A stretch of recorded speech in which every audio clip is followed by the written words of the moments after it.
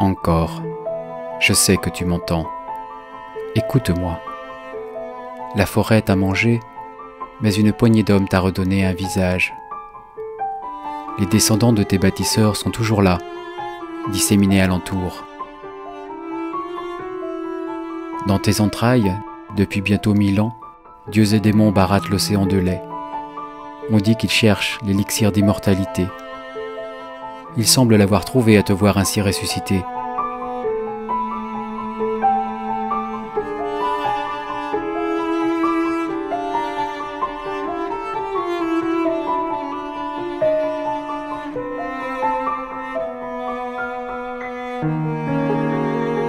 Entre le 9e et le 13e siècle, s'édifie en Asie du Sud-Est le plus vaste empire que cette région ait jamais connu, l'Empire Khmer. Pierre, bois rares, or, argent, bronze, fer, gemmes, ivoire, hindouisme, bouddhisme, génie militaire et civil, autant de ressources, de courants de pensée et de savoir-faire qui permirent de bâtir une civilisation nouvelle.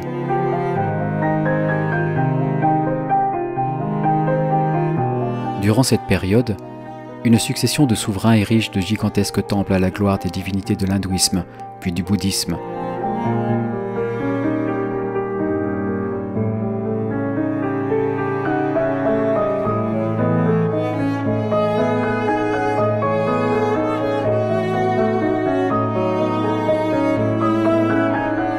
Certains de ces chefs-d'œuvre nous offrent une riche iconographie sur les hommes, leurs croyances, leur vie quotidienne, leurs pratiques militaires, leurs instruments musicaux. Des inscriptions lapidaires livrent des parcelles de la grande et de la petite histoire. Quant aux Chinois, ils couchent sur le papier une précieuse historiographie. Par-delà ces trésors palpables, demeure un patrimoine immatériel qui nous relie directement à cette vaste période. Depuis la chute d'Angkor, vers le milieu du XVe siècle, moins de 6 siècles se sont écoulés, soit une trentaine de générations, soit encore 15 à 20 relais humains de transmission orale. Bien peu de choses en vérité, à l'échelle de notre humanité. L'essentiel de l'histoire de l'Empire Khmer s'est cristallisé autour de l'hindouisme et du bouddhisme venus de l'Inde, véritables liens culturels et sociaux. Un autre lien intangible unit culturellement les descendants de l'Empire Khmer à leurs ancêtres, les pratiques de la vie quotidienne. Si l'on considère la permanence d'un environnement favorable à la pérennité des modes de vie, il nous est alors permis de remonter le temps en auscultant le présent.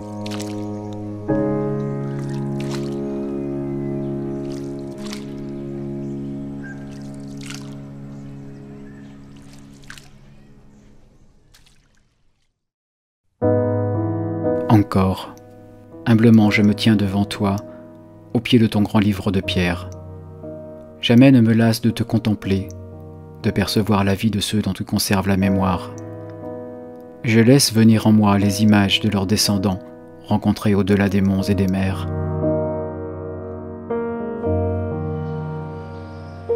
Depuis une quinzaine d'années, je parcours l'Asie à la recherche de la mémoire d'Angkor, la confronte aux bas-reliefs, aux inscriptions, aux objets archéologiques.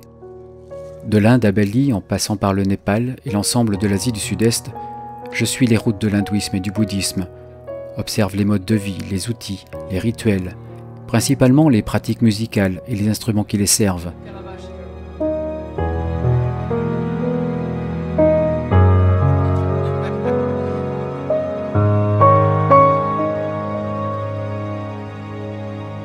De la vie quotidienne de l'époque angkorienne survivent de nombreux aspects. J'en découvre chaque jour au plus profond des campagnes et des forêts d'Asie. Comment expliquer cela? À son apogée, les richesses et les fastes d'Angkor attirent commerçants, religieux et lettrés. Ils affluent d'Inde, de Chine, de Malaisie et des pays frontaliers. Les guerres expansionnistes fournissent elles aussi leur lot de prisonniers. Tous ces peuples contribuent alors à la diversité culturelle et la puissance d'Angkor.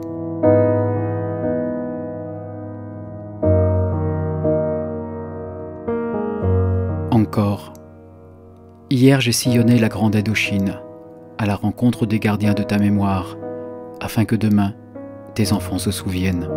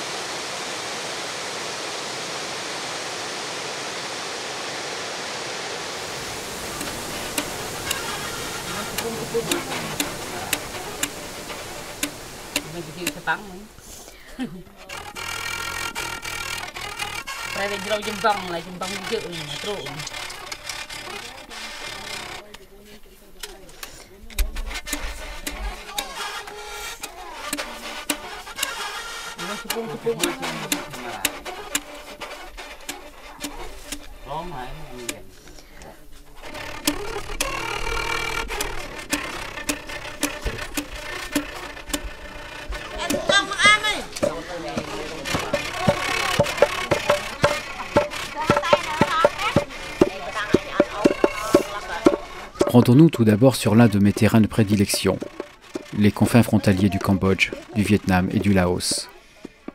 Ici vivent des dizaines de peuples autochtones, établis sur des hauts plateaux recouverts de forêts. Depuis des centaines d'années, ils vivent en quasi-autarcie. Ils appartiennent à deux groupes linguistiques, le groupe Mon Khmer et le groupe malayo-polynésien. Ces groupes ethniques sont les derniers détenteurs d'un patrimoine dont témoignent certains bas-reliefs angkoriens, patrimoine matériel mais aussi immatériel. Ils sont les héritiers de croyances et de pratiques rituelles millénaires, pré-hindouiques et pré-bouddhiques. L'Occident a coutume de les appeler les montagnards. Il est probable que les ancêtres de ces peuples aient participé à la construction des temples d'Angkor. Le texte d'un chroniqueur chinois, Cheu Taquan, qui vécut à Angkor durant un an à la fin du XIIIe siècle, évoque la présence d'esclaves qu'il décrit comme des sauvages venus des solitudes montagneuses. On sait qu'à certaines périodes de leur histoire, les montagnards se rapprochaient des zones de civilisation, mais n'hésitaient pas à s'en retirer pour échapper à toute forme de soumission. Les ethnies appartenant au groupe linguistique Mon Khmer sont de même souche génétique que les Khmers. Leur différence est d'ordre culturel. S'ils sont originellement tous des proto-Khmers, ceux que l'on nomme aujourd'hui Khmers sont le fruit d'une hindouisation par les brahmanes venus de l'Inde vers le début de notre ère.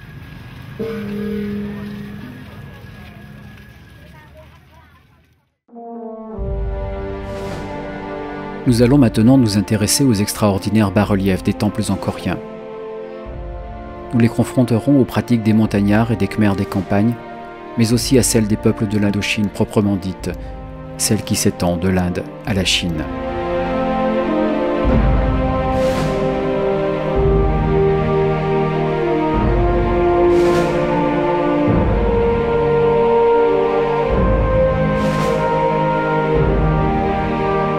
Encore, écoute-moi.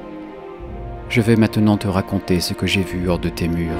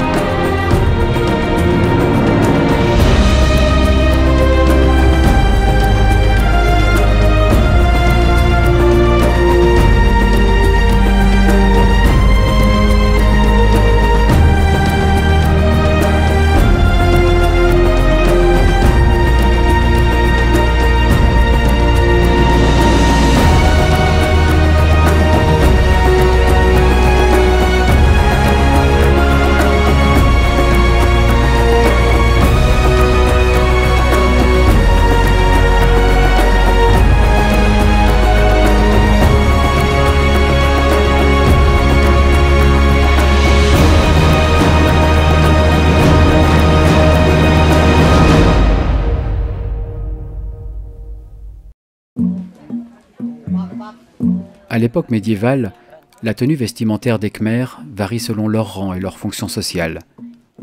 Les hommes sont presque tous vêtus d'un unique pagne. Dans certaines circonstances, ils revêtent une veste à manches courtes.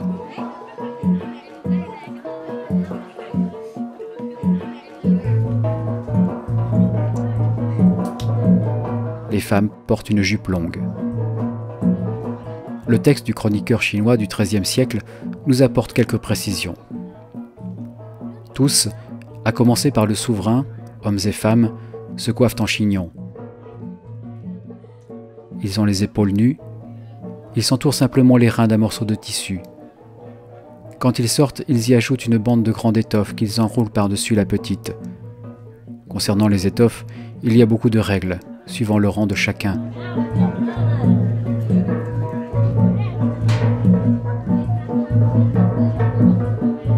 Le pagne est aujourd'hui encore porté par quelques montagnards âgés dans les villages reculés, et plus largement lors des cérémonies rituelles.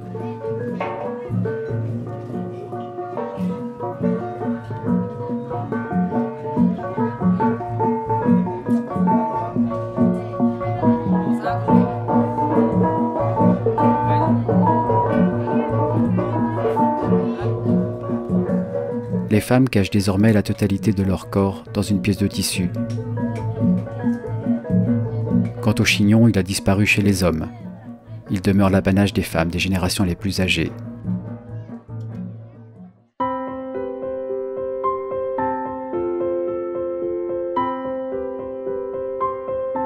Les lobes auriculaires, longs et percés, représentaient la norme chez les hommes, les femmes et les divinités. Les bas-reliefs les montrent nus ou ornés d'une infinie variété de pendants.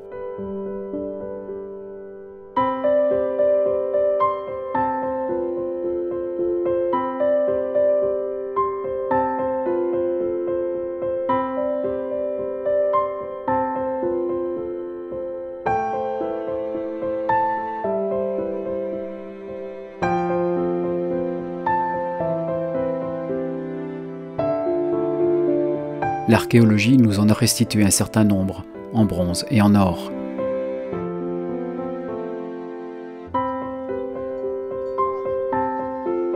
Les femmes montagnardes âgées portent encore des anneaux et des disques auriculaires autrefois découpés dans des défenses d'éléphants.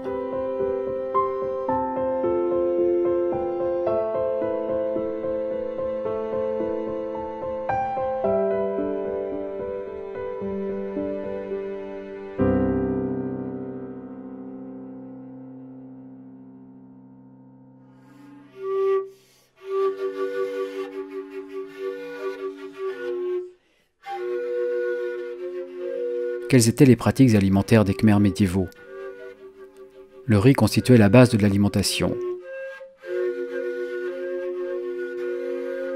Les plaines rizicoles étaient irriguées par un gigantesque réseau d'adduction d'eau.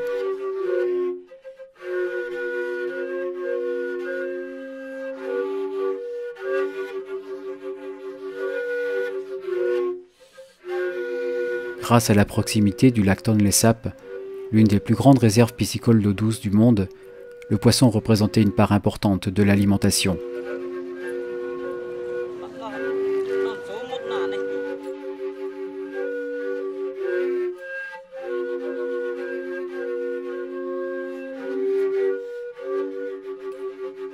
La cueillette et la chasse complétaient cet approvisionnement.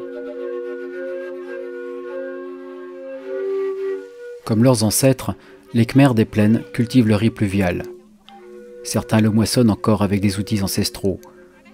Les paysages de la région d'Angkor ont d'ailleurs peu changé depuis l'époque angkorienne.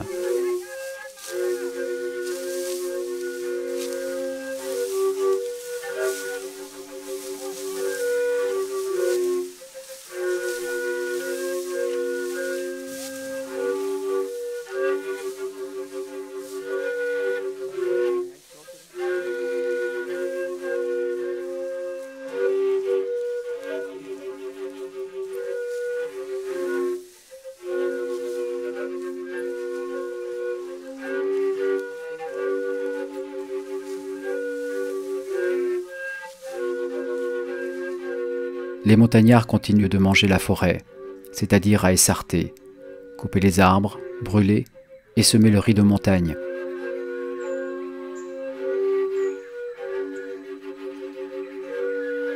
Afin de surveiller les récoltes, des cabanes ou des maisons sont construites aux abords des essarts.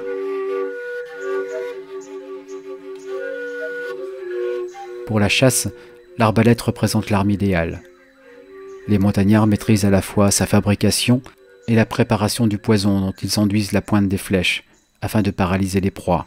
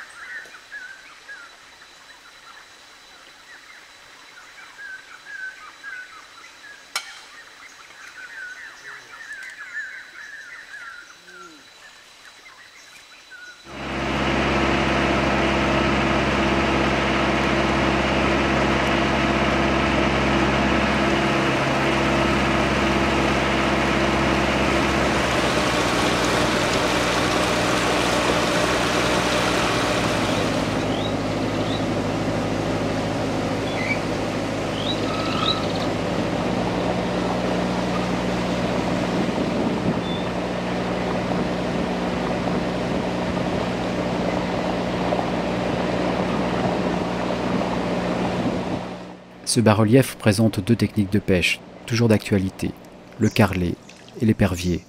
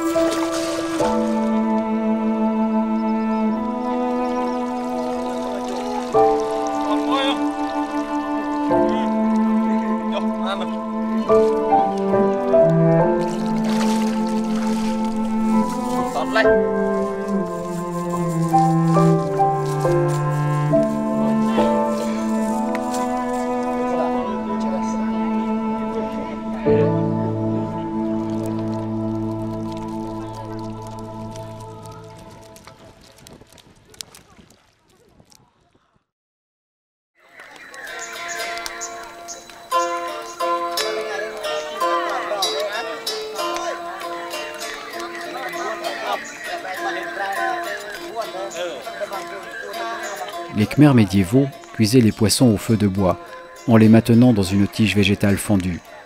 Cette technique avait pour vertu de préserver la bonne tenue des chairs autour de l'arête. Rien n'a changé.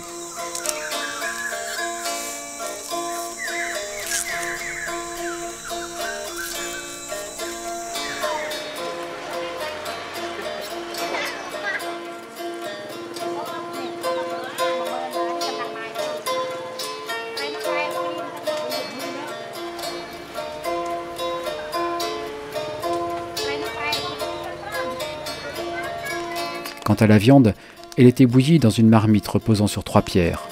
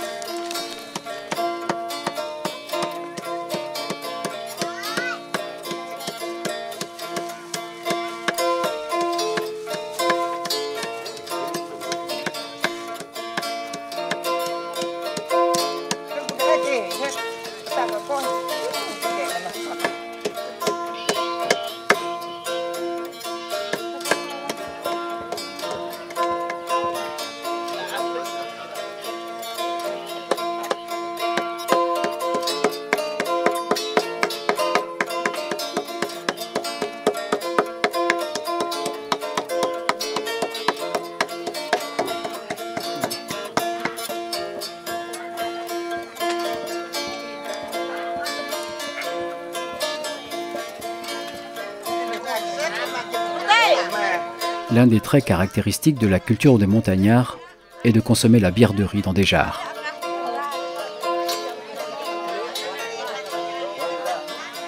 Au moment de sa fabrication, la jarre de terre cuite est remplie de riz cuit, de son, de farine de riz, de ferments et de plantes aromatiques.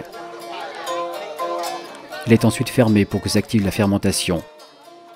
Après quelques jours ou quelques semaines, il suffit de la déboucher, de l'attacher, d'y ajouter de l'eau, d'y planter des chalumeaux de bambou.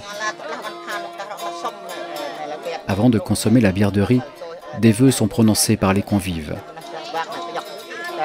De nombreux rites, obligations et interdits entourent la jarre et ses libations. Les pratiques diffèrent selon les ethnies.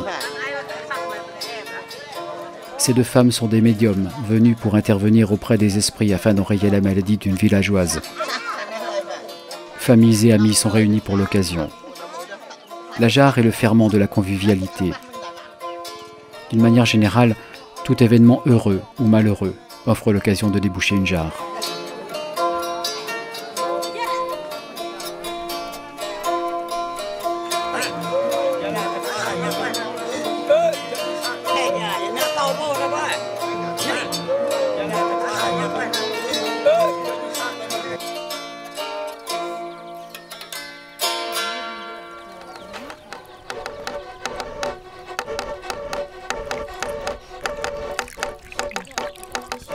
Le stockage et le transport de l'eau potable se faisaient autrefois dans des gourdes en calebasse, une plante parfaitement acclimatée sous ces latitudes. On les voit fréquemment représentées, notamment aux mains des soldats.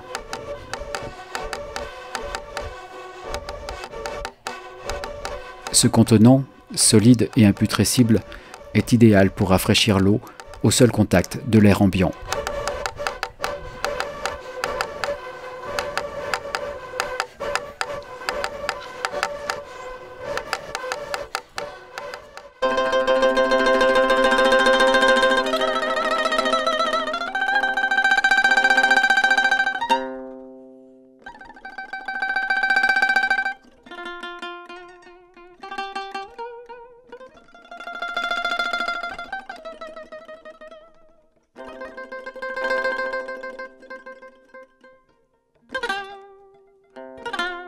L'engrangement des céréales, l'approvisionnement des marchés, la construction des temples ou encore la guerre nécessita le développement de moyens de transport des biens et des personnes.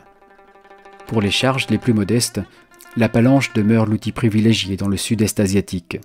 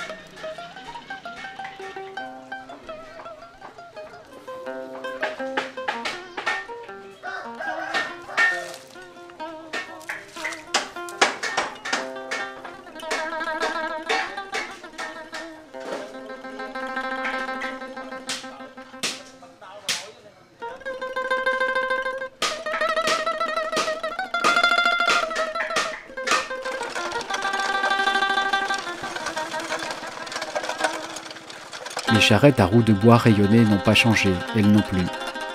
Tout au plus, leur usage se limite-t-il aujourd'hui aux strictes nécessités agricoles.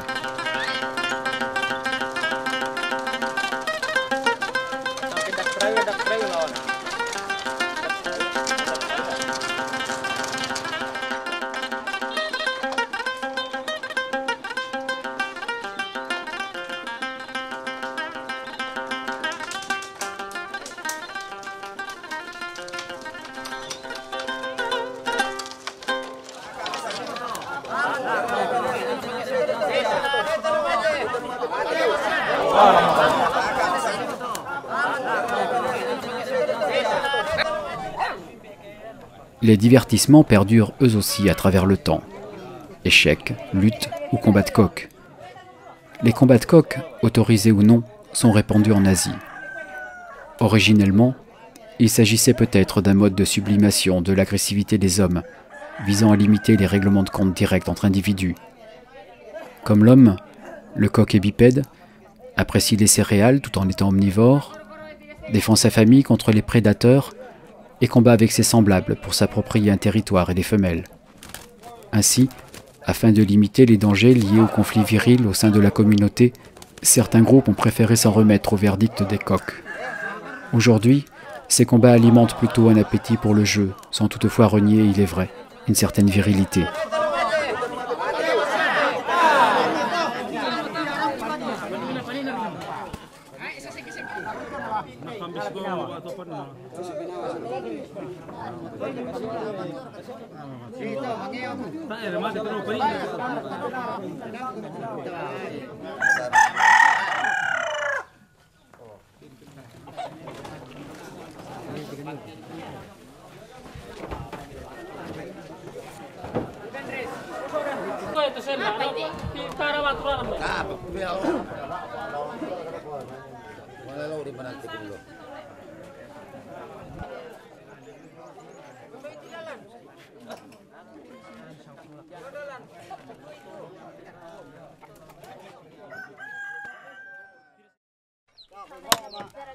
La pérennité du patrimoine matériel s'inscrit également à travers l'outillage et les armes blanches.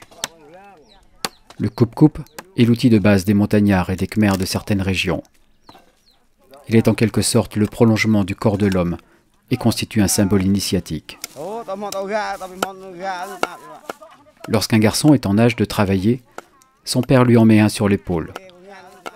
Il s'agit à la fois d'une arme de guerre et d'un outil à tout faire, du gros œuvre aux travaux les plus minutieux. Autrefois, dans certains groupes ethniques, il était courant de prendre en gage le coupe-coupe d'un homme qui avait commis une faute. Le coupable était alors à la merci de son créancier, ne pouvant ni travailler ni manger. Il n'avait dès lors qu'une hâte, payer sa dette afin de retrouver au plus vite son précieux outil.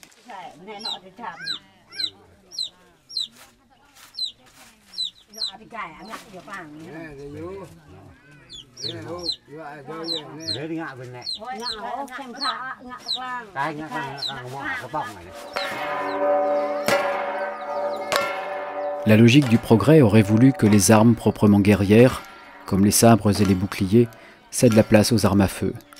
C'est vrai en partie. Mais c'était sans compter sur les Yang, ces esprits omniprésents et omniscients, dont dépend la destinée de chacun ici-bas.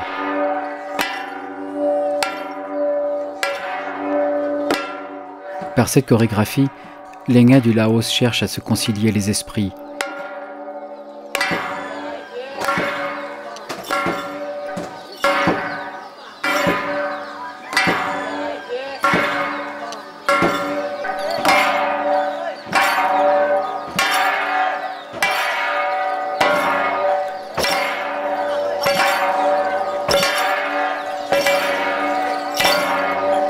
On remarquera la formidable similarité de leurs sabres, de leurs boucliers, avec ceux des Khmers anciens.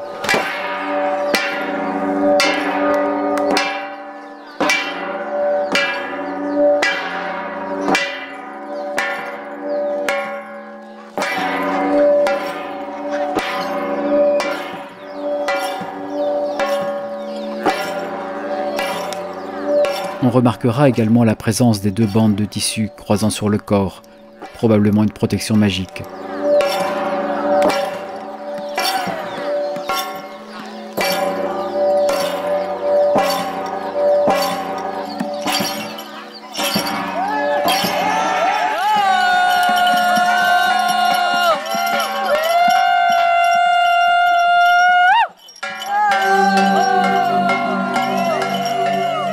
Quelles étaient les croyances des Khmers médiévaux?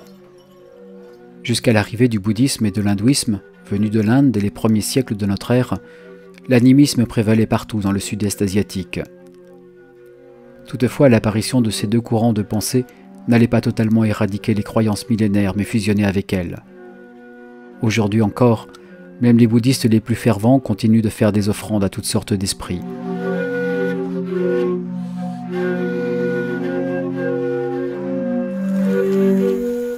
Vivre au contact direct de la nature, c'est accepter de conclure un pacte avec la terre, les animaux, les plantes et les esprits qui l'habitent.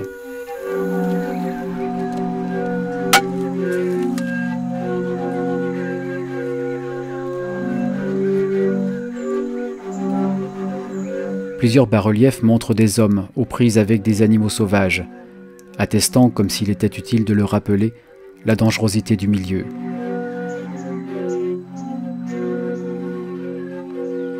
Même si les plantes ne représentent pas un danger direct, prélever un arbre, par exemple, requiert l'acceptation préalable des esprits. Il faut prononcer des paroles, parfois faire des sacrifices. La maladie, la mort sont de la responsabilité mutuelle des hommes et des esprits et des relations qu'ils entretiennent. On sait peu de choses des croyances pré-hindouiques et pré-bouddhiques des Khmers. Peut-être ressemblaient-elles aux cultes animistes des montagnards? C'est probable, en regard de l'archéologie qui fournit un nombre croissant d'objets, encore usités de nos jours. Un bas-relief représente un buffle attaché à un poteau sacrificiel. Le sacrifice d'un buffle, aujourd'hui encore animal totémique des montagnards, se pratiquait à l'époque angkorienne.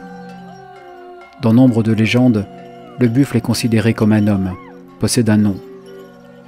Au moment du sacrifice, cette victime dévouée et hautement estimée représente la famille. En échange de cette offrande aux esprits, les hommes attendent en retour santé, paix et prospérité.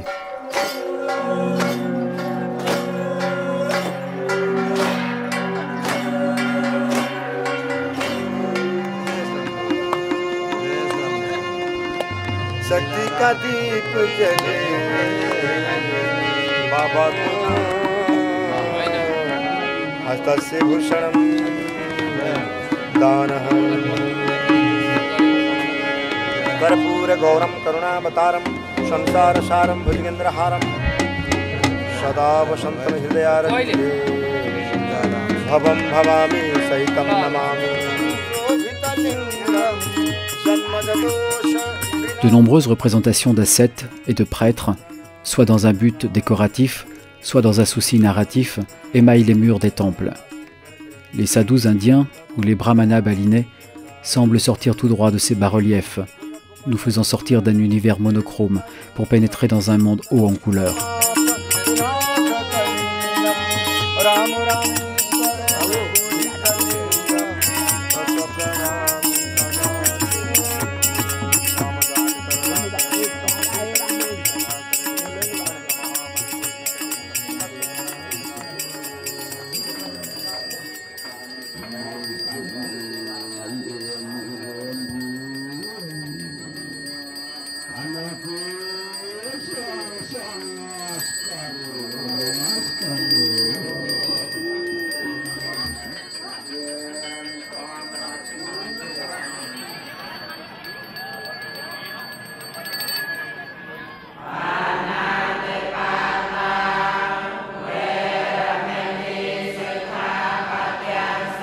Le bouddhisme est la principale religion de l'Asie du Sud-Est continentale.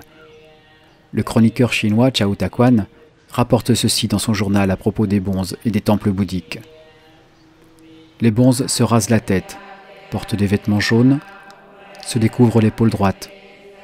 Pour le bas du corps, ils se nouent une jupe jaune et vont pieds nus.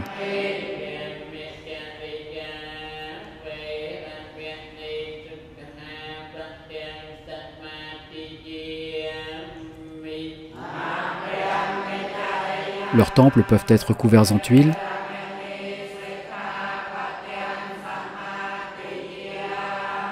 l'intérieur ne contient qu'une image, tout à fait semblable au Bouddha Sakyamuni. Elle est vêtue de rouge. Modelée en argile, on l'a peint de diverses couleurs. Il n'y a pas d'autre image que celle-ci.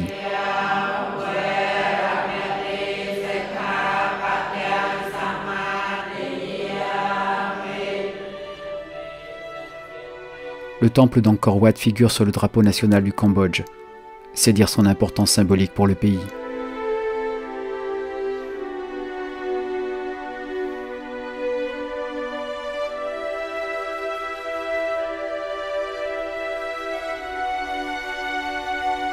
Aujourd'hui, l'architecture angkorienne inspire les bâtisseurs. Les tours deviennent monuments funéraires, les divinités hindouistes gardiennes de tombes, les dieux et démons du baradage de la mer, décorations en tout genre. L'inconscient collectif réinvestit ce patrimoine. À travers lui, c'est tout le peuple cambodgien qui retrouve sa fierté après tant d'années de souffrance et d'humiliation.